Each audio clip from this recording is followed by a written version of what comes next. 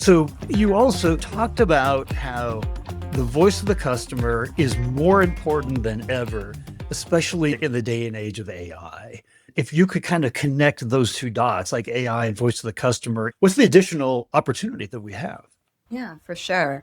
So, one of the areas that I did find challenging when I did take over the Voice of the Customer program is there's not a lot of information out there about Voice of the Customer. There's a lot of information on what metrics you might want to focus on and what to look at, but not necessarily what to do or how to really run a successful Voice of the Customer program, especially now more than ever because AI has become the big buzzword over the last few years. AI specifically, large language models have an amazing ability to synthesize information.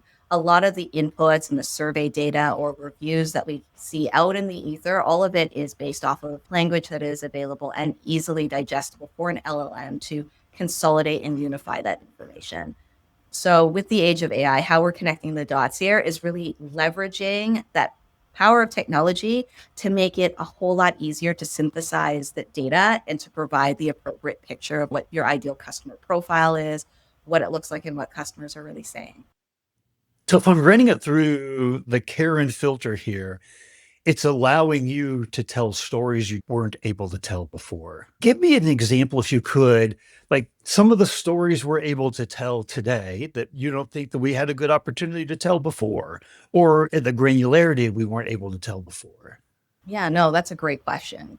So, definitely one of the areas and one of the things I've been recently really having a great kick on is using AI to figure out how does AI perceive a company's brand and reputation and their credibility.